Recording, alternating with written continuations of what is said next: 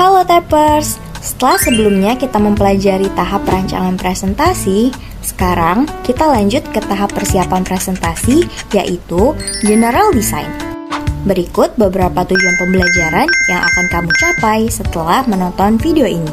Sebelum kita belajar lebih dalam, yuk pahami dulu struktur materi General Design. Pernah nggak kamu berpikir, kenapa ada presentasi yang bisa langsung masuk ke kepala, sementara presentasi yang lain cepat terlupakan walaupun isinya penuh dengan informasi? Ternyata yang membuat presentasi efektif bukan cuma visual yang menarik loh, tetapi juga bagaimana materi diarahkan secara terstruktur dan bagaimana audiens dilibatkan selama proses penyampaian. Nah, cara merancang penyampaian pesan inilah yang disebut dengan General Design. Ayo kita pelajari lebih lanjut.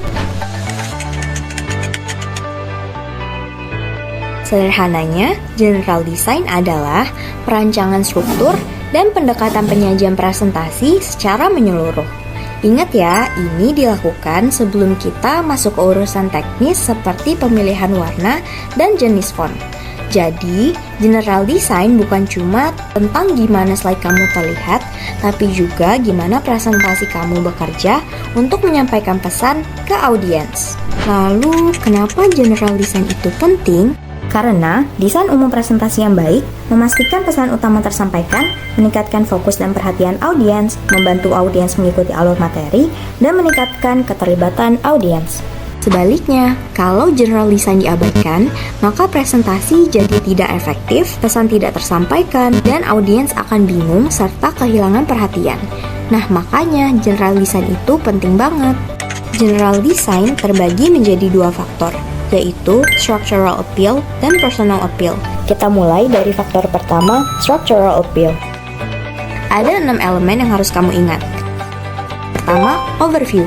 Berikan pengantar dan gambaran umum sebelum fokus ke detail materi agar audiens tahu apa yang akan dipelajari.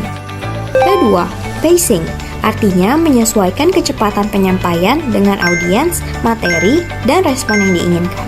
Contohnya, jika audiensnya pemula dan materi kompleks, maka sampaikan materi secara perlahan dan beri jeda dengan tanya jawab. Ketiga, Isyarat. Bisa berupa penekanan verbal dan penekanan visual. Keempat, organisasi informasi. Susun materi secara runtut dan logis. Kelima, chunking. Bagi informasi kompleks jadi bagian kecil-kecil agar mudah dipahami dan mengurangi beban kognitif audiens. Keenam, penekanan informasi. Sampaikan poin penting di awal dan ulangi kembali di akhir presentasi karena dapat membantu audiens mengingat informasi penting lebih lama. Lanjut ke faktor kedua, yaitu Personal Appeal. Terdapat 3 elemen. 1. Sudut pandang audiens. Sampaikan informasi dan perspektif kebutuhan dan manfaatnya untuk audiens, bukan presenter. Kedua, keterlibatan audiens. Libatkan audiens secara aktif melalui pertanyaan, pengalaman, atau aktivitas sederhana. Ketiga, tujuan di awal presentasi.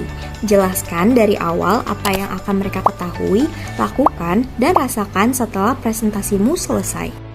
Setelah memahami konsep Structural Appeal dan Personal Appeal, sekarang kita lihat bagaimana penerapan General Design dalam situasi nyata. Seorang guru menampilkan slide berisi 6 istilah tentang siklus air sekaligus. Ukuran teksnya kecil, penuh warna, dan gak ada penjelasan awal mengenai apa yang akan dipelajari. Selama presentasi, guru hanya membaca isi slide tanpa melibatkan siswa. Akibatnya, siswa menjadi bingung harus fokus ke bagian yang mana. Informasi yang terlalu padat membuat materi terasa berat untuk usia sekolah dasar. Selain itu, karena tidak ada interaksi, siswa menjadi pasif dan mudah kehilangan perhatian. Inilah contoh presentasi tanpa General Design. Materinya mungkin lengkap, tetapi penyampaiannya belum tentu membantu audiens memahami isi presentasi. Sekarang, coba perhatikan perbedaannya ketika General Design diterapkan. Di awal presentasi, guru memberikan kalimat pembuka. Visual yang digunakan juga sederhana seperti gambar matahari, awan, dan hujan. Lalu, tujuan presentasi juga disampaikan di awal. Pada bagian ini, guru menerapkan overview dan menggunakan sudut pandang audiens melalui kata kita dan kalian. Selanjutnya, guru menjelaskan bahwa siklus air terdiri dari 3 tahap utama. Informasi dibuat singkat agar lebih mudah dipahami siswa SD. Guru juga memberikan isyarat verbal dan panah untuk membantu siswa mengikuti urutan materi. Di sini terlihat penerapan chunking, cues, dan penekanan informasi. Di bagian materi inti, guru fokus membahas satu konsep per satu slide. Di sini diterapkan chunking, organisasi logis, dan keterlibatan audiens.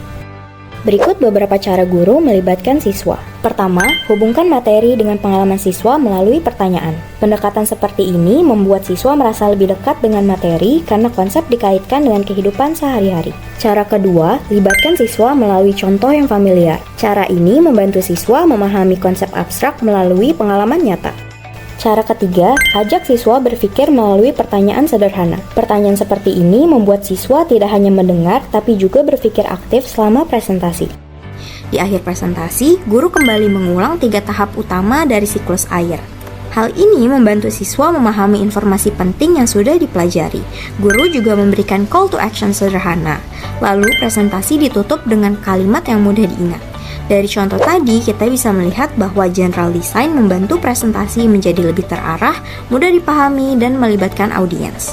Dengan menggabungkan structural appeal dan personal appeal, presentasi tidak hanya menyampaikan informasi, tapi juga menciptakan pengalaman belajar yang lebih bermakna. Nah, sebelum aku tutup, yuk terapkan pemahamanmu dengan menjawab soal-soal berikut ini sebagai evaluasi pemahamanmu tentang materi ini. Oke Peppers, sekian materi tentang general design. Jangan lupa terapkan prinsip ini di tugas atau presentasi kamu berikutnya ya. Sampai jumpa lagi.